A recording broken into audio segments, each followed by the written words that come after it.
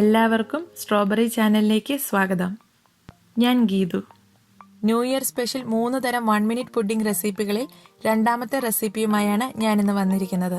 കുട്ടികളുടെ ഫേവറേറ്റ് ആയ vanilla pudding ആണ് ഇന്നിവിടെ തയ്യാറാക്കുന്നത്.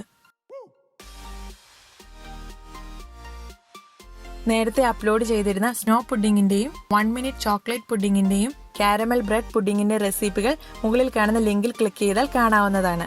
റെസിപ്പിയിലേക്ക് കിടക്കുന്നതിന് മുന്നേ നിങ്ങൾ ഈ ചാനൽ ആദ്യമായാണ് കാണുന്നതെങ്കിൽ സബ്സ്ക്രൈബ് ചെയ്യാൻ മറക്കരുത്. അതുപോലെ തന്നെ നിങ്ങൾക്ക് ഈ വീഡിയോ ഇഷ്ടമായാൽ നിങ്ങളുടെ ഫ്രണ്ട്സ് ഫാമിലിയുമായി ഒന്ന് ഷെയർ ചെയ്തേക്കണേ.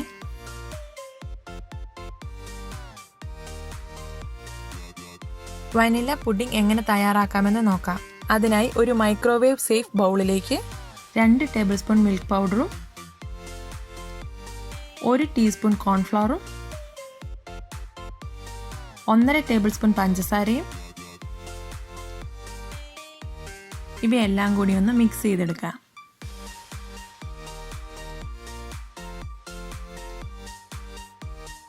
ഇനി ഇതിലേക്ക് 5 ടേബിൾ സ്പൂൺ പാലും 1/4 ടീസ്പൂൺ വനില എസൻസ് കൂടി ചേർത്ത് നന്നായി ഒന്ന് ഇളക്കി യോജിപ്പിക്കാം. തിളപ്പിച്ചതോ അല്ലാത്തതോ ആയ റൂം ടെമ്പറേച്ചറിലുള്ള പാലാണ് എടുക്കേണ്ടത്.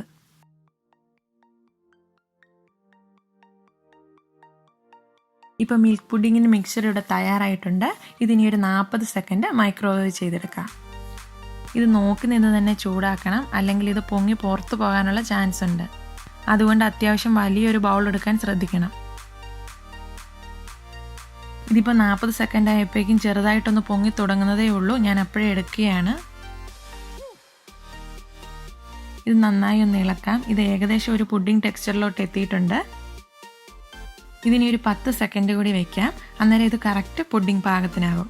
ഓരോരുത്തരുടെ ഓവൻ്റെ പവർ അനുസരിച്ച് കൂടിയായിരിക്കും ഇത് ചൂടാകുന്ന സമയം. അപ്പോൾ അതനുസരിച്ച് കൂടി നിങ്ങൾ അഡ്ജസ്റ്റ് ചെയ്ത് വെക്കണം. ഇതിപ്പോൾ 10 സെക്കൻഡ് കഴിഞ്ഞിട്ടുണ്ട്.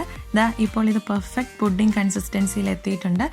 അങ്ങനെ വനില പുഡിംഗ് ഇവിടെ റെഡി ആയിട്ടുണ്ട്. ചൂടോടുകൂടി തന്നെ സെർവ് ചെയ്യാനുള്ള ബൗളിലേക്ക് മാറ്റി വയ്ക്കാം. മൈക്രോവേവ് ഓവൻ ഇല്ലാത്തവർക്കും ഇത് ചെയ്യാം. ഇതൊന്ന് ആവിയിൽ വേവിക്കുകയോ അല്ലെങ്കിൽ ഒരു സോസ് പാനിൽ ഒന്ന് ചൂടാക്കി എടുക്കുകയോ ചെയ്താൽ മതി. വേഗത്തിൽ തന്നെ പുഡിംഗ് റെഡിയാവും.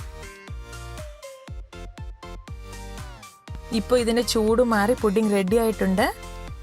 തണുപ്പ് താല്പര്യമില്ലാത്തവർക്ക് ഇത് ചെറു ചൂടോടുകൂടി തന്നെ കഴിക്കാം. അല്ലെങ്കിൽ ഇത് 1-2 മണിക്കൂർ ഫ്രിഡ്ജിൽ വെച്ച് തണുപ്പിച്ചതിന് ശേഷം സെർവ് ചെയ്യാം. ഈ പുഡിംഗ് ഇവിടെ ഒരു സെർവിംഗ് അളവിലാണ് തയ്യാറാക്കിയിരിക്കുന്നത്. നിങ്ങളുടെ ആവശ്യാനുസരണം ഇൻഗ്രീഡിയൻസിൻ്റെ അളവ് കൂട്ടിയെടുക്കാവുന്നതാണ്. നിങ്ങളെല്ലാവരും തീർച്ചയായും ഇതൊന്ന് ട്രൈ ചെയ്ത് നോക്കണേ. കുട്ടികൾക്കൊക്കെ തീർച്ചയായും ഇഷ്ടപ്പെടും. നിങ്ങൾക്ക് ഈ വീഡിയോ ഇഷ്ടമായാൽ നിങ്ങളുടെ ഫ്രണ്ട്സും ഫാമിലിയുമായി ഒന്ന് ഷെയർ ചെയ്തേക്കണേ. അടുത്ത 1 മിനിറ്റ് പുഡിങ്ങിൻ്റെ റെസിപ്പിയുമായി ഉടൻ കാണാം. Thank you for watching. Bye bye. Take care.